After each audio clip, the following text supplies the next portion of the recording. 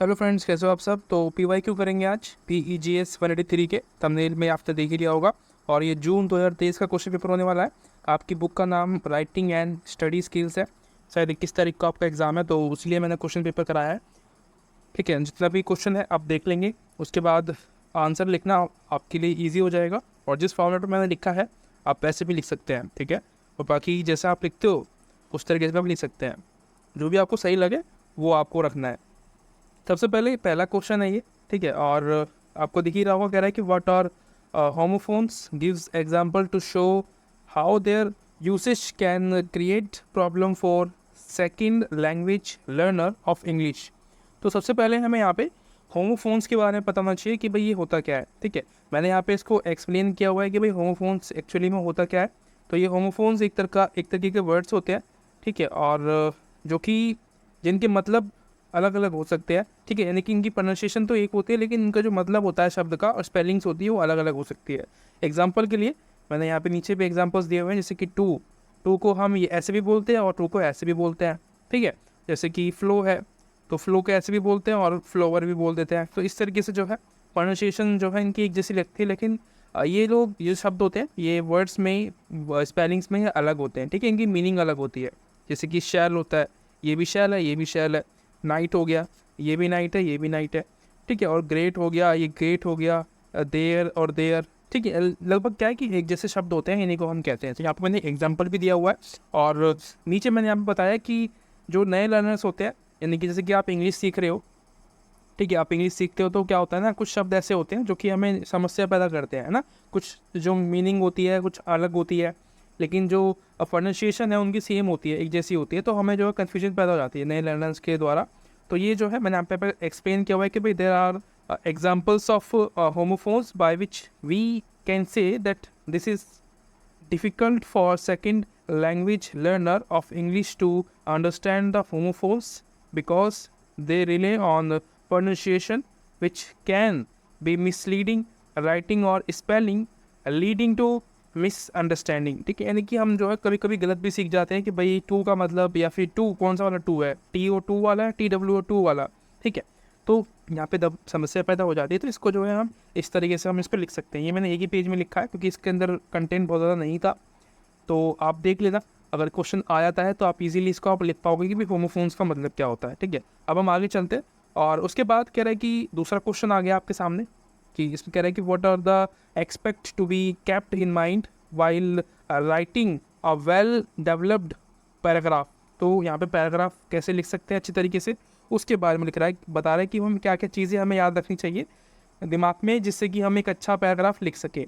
तो मैंने यहाँ पे जो है इसको बारी बारी से एक्सप्लेन किया हुआ है। जैसे कि भाई टॉपिक, सबसे पहले आपको टॉपिक पता होना चाहिए कि भाई आपका जो नीश है वो क्या है, किस टॉपिक पे आप आंसर्स लिखने वाले हो या पैराग्राफ लिखने वाले हो, तो वो आपको पहले पता होना चाहिए। ठीक है, उसके बाद इनको मैंने नीचे एक्सप्लेन भी किया हुआ है कि भाई जो टॉपिक होते हैं वो बेसिकली मेन आइडिया होता है। ठीक है, मेन आइडिया जो भी आपके दिमाग में आ रहा है तो उसको हम लिखते हैं।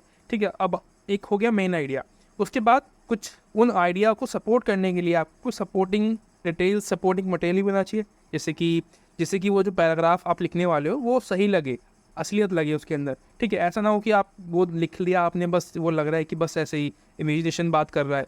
ठीक है, ऐसा ना हो, तो वो रियलिटी लगे। इसलिए आपको जो है कुछ सपोर्टिंग जो है डिटेल्स वहाँ पे लिखनी पड़ती है, जैसे कि डाटा है, फैक्ट है, एग्जांपल्स है। इस तरीके से आप इसको वहाँ पे बता सकते हैं। उसके अलावा तीसरा जो पॉइंट आता है अच्छा पैराग्राफ लिखने के लिए, वो आता है ट्रांजिशंस। इसमें क्या है कि भाई कुछ अलग आपको शब्द लिखने होते हैं जो कि दो शब्दों को जोड़ते हैं, या आपकी जो राइटिंग स्किल्स है उनको अच्छा करते हैं, जिससे कि जो पढ़ने वाले हैं उनको अच्छा लगता है पढ़ना। जैसे कि देयर फोर, ठीक है, सॉरी फर्दर फोर, ठीक है, फर्दर मोर, फर्दर फोर, इस तरीके के शब्द हम यूज़ करते हैं। ठीक है, या फिर therefore, there more, secondary या फर्स्टली, इस तरीके के शब्द हम यूज़ करते हैं। इनको हम ट्रांजिशंस कहते हैं। ठीक है, इनको हम यूज़ कर सकते हैं सेंटेंस को जोड़ने के लिए या वर्ड्स को जोड़ने के लिए। चौथा, अपने पैराग्राफ को अच्छा बनाने के लिए हम क्लैरिटी उसमें लेके आ सकते हैं। ठीक है, क्लैरिटी के लिए हम जो है जो पैराग्राफ हम लिख रहे हैं वो बिल्कुल क्लियर, कॉन्शाइज और ईजी टू रीड होना चाहिए। यानी कि आपका जो भी आप लिख रहे हो वो सबसे पहले तो आपको क्लियर लिखना है, ताकि लोग समझ पाएंगे। आपकी जो राइटिंग है, आपका जो लिखने का तरीका है वो एकदम सिंपल सीधा होना चाहिए, ताकि लोग समझ पाए आपको पढ़ के। ठीक है, और बहुत ही छोटा में आपको अच्छी चीज़ें समझानी है, एक्सप्लेन करना है। ठीक है, और रीड करने में वो बड़ा ही आसान हो। दूसरी चीज़ कि भाई अवॉइड यूज़ ऑफ जर्गन्स। तो बेसिकली जर्गन एक शब्द है जिसका मतलब बहुत बड़ा होता है, ठीक है। Jargon words are the special words that we use in the particular techniques field, ठीक है, यानी कि टेक्निकल जो फील्ड्स होती हैं जहाँ पे हम इन शब्दों का इस्तेमाल करते हैं, जार्गन्स का। किसी पर्टिकुलर चीज़ को एक्सप्लेन करने के लिए एक पर्टिकुलर शब्द होता है। जैसे कि हम साइंस की बात करते हैं तो साइंस में जो अलग अलग बीमारियां हैं उनको हम एक्सप्लेन करने के लिए अलग अलग शब्द का यूज़ करते हैं। हम नहीं करते हैं, डॉक्टर्स करते हैं, ठीक है। जैसे कि बीमारी है, ठीक है, हम लोग नॉर्मली जो भी व्यक्ति हॉस्पिटल वगैरह जाता है तो उसको हम कहते हैं कि बीमार है। अब बीमारी जो है, हमें तो शब्द यूज़ पता है कि बीमार, कि भाई वो इल है बस, लेकिन डॉक्टर को उसकी जो बीमारी है, जो एक्चुअल बीमारी है, उसको पता होता है कि भाई कौन सी बीमारी है उसको, ठीक है। उसको हम टेक्निकल वर्ड्स कह सकते हैं, ठीक है। उसके बाद हम आगे चलते हैं, एक और क्वेश्चन जो है इसको और एक्सप्लेन कर लेते हैं यहाँ पे पहले। उसके अलावा कॉन्हेरेंस, इसमें क्या होता है, ensure that idea flow logically and smoothly, यानी कि जो भी आपके विचार हैं वो बिल्कुल ही सही तरीके से फ्लो करने चाहिए और आसानी से जो भी आप समझाना चाहते हो अपने रीडर्स को वो आप समझा रहे हो, ठीक है। स्मूथली वो चल रहा है सब कुछ और कोई भी दिक्कतें पढ़ने में नहीं आ रही है रीडर्स को, ठीक है। और ट्रांजिशंस भी यहाँ पे आप यूज़ कर सकते हो, अलग तरीके की जो है देयरफॉर, मत, फर्दरमोर, इस तरीके के शब्द भी यूज़ करके आप इनको अच्छा रीडेबल बना सकते हो अपने कंटेंट को। यूनिटी होनी चाहिए उसके अंदर, यानी कि maintain focus on the main idea, ठीक है। आप जो भी बताना चाह रहे हो उसको आपको पूरे पैराग्राफ में कंटिन्यू रखना है, ऐसा ना हो कि आप टॉपिक से भटक जाओ, ठीक है। उसके बाद आप लास्ट में लिखोगे कंक्लूडिंग, ठीक है, कंक्लूजन करोगे आप, तो वो उसको हम कंक्लूजन कहते हैं, ठीक है। निष्कर्ष लिखते हैं हम, तो उसी को हम कंक्लूजन कहते हैं कि भाई लास्ट में क्या जो फाइनल डिसीजन है वो क्या निकला, इसको हम कंक्लूजन कह देंगे। उसके बाद सी जो है इसका, ये एक ही क्वेश्चन के अलग अलग मोड है, ठीक है, यानी कि 5-5 मार्क्स के आते हैं ये आपके। कह रहे हैं कि what is expository writing, describe the techniques that can be use in writing expository text. यहाँ पे क्या है, पहले आपको एक्सपोजिटरी समझना पड़ेगा कि क्या होता है, इसको मैंने आपको समझा रखा है नीचे कि भाई एक्सपोजिटरी जो राइटिंग होती है is the writing which is written, यानी कि जो राइटर होता है या which a writer use to explain inform clarity and persuade the reader, ठीक है। Expository writing is just all about informing reader, यानी कि जो भी आपको क्या करना होता है जब आप एक राइटर बनते हो, तो आप जब एक्सपोजिटरी राइटिंग करोगे तो इसका मतलब ये होगा कि आप अपने जो रीडर्स हैं उनको आप एक्सप्लेन कर रहे हो, उनको कुछ बता रहे हो, ठीक है, कोई जानकारी दे रहे हो, कुछ चीज़ों के बारे में क्लैरिटी पैदा कर रहे हो कि ऐसा नहीं है, ऐसा है, ठीक है। इस तरीके के जो आप आर्टिकल्स लिखते हो उनको हम एक्सपोजिटरी राइटिंग कहते हैं। There are some key techniques to use when crafting expository text. तो इनको लिखने के लिए आप क्या क्या कर सकते हो, कुछ टेक्निक्स, जैसे कि यहाँ पे पूछा भी था इस वाले यहाँ पे कि भाई टेक्निक्स भी बतानी है। तो यानी कि सबसे पहले टेक्निक क्या होगी कि भाई फोकस ऑन फैक्ट, आपको सबसे पहले फैक्ट करना पड़ेगा, यानी कि जो स्टैटिक्स है, डाटा है, क्वाट्स है, रिसर्च जो भी हुई है उस चीज़ के ऊपर आपको वो बताना पड़ेगा ताकि आपके जो रीडर्स है वो आप पे बिलीव कर पाए।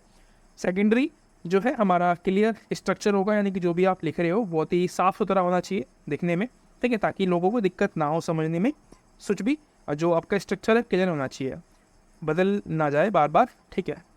उसके बाद प्रिसाइज लैंग्वेज, यानी कि use clean and the concise language that your target audience can understand, avoid jerks and overly complex sentences, यानी कि जो बकवास शब्द होते हैं, यानी कि जो बहुत ज़्यादा टेक्निकल शब्द होते हैं वो आपको यूज़ नहीं करने हैं। आपको यूनिवर्सल जो शब्द सबको पता है, जो आपके रीडर्स पढ़ सकते हैं जिन शब्दों को, उनको आपका यूज़ करना है, ठीक है। एग्जाम्पल के लिए जैसे कि एनसीईआरटी में आप पढ़ते थे पहले, तो जो शब्द हैं वो बड़े ईजी होते हैं और काफ़ी आप इजीली समझ पाते हो। जो भी स्टोरीज वहाँ पे होती है कविता के फॉर्म में आप पढ़ते हो, ठीक है। अगर आप बात करें डॉक्टर की या फिर जब हम MBBS करते हैं, लॉ पढ़ते हैं, तो उसमें आपको क्या करना होता है, वो ऑडियंस अलग होती है, ठीक है, वो टेक्निकल शब्द पे ध्यान देते हैं। तो वहाँ के लिए अगर आपकी ऑडियंस वो है तो डेफिनेटली आप टेक्निकल शब्द यूज़ कर सकते हो। अदरवाइज अगर आपकी जो जनता है वो नॉर्मल लोग हैं, ठीक है, आम लोग हैं जिनको आपको पढ़ाना है न्यूज़पेपर वगैरह में, उनके लिए आपको बहुत ही प्रिसाइज लैंग्वेज यूज़ करनी है, सोच समझ के कि आपकी टारगेट ऑडियंस कौन है।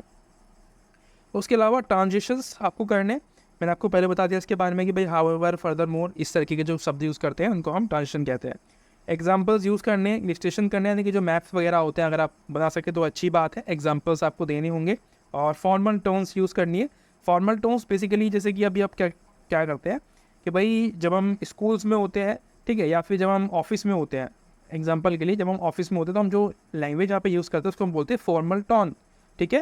यानी कि जो भी आप बोल रहे हो बड़ा ही पोलाइटली आप जो है वर्ड का यूज़ करते हो वहाँ पे, ताकि कोई किसी को दिक्कत ना हो, बुरा ना लगे। लेकिन जब हम घर पे होते हैं, दोस्तों के साथ होते हैं, तो हम कैसी भी लैंग्वेज यूज़ कर देते हैं, ठीक है। ओ भाई क्या कर रहा है, कहाँ जा रहा है, ये जो है ये इनफॉर्मल है। पर ये हमें लैंग्वेज जो है ये राइटिंग के लिए यूज़ नहीं करनी चाहिए।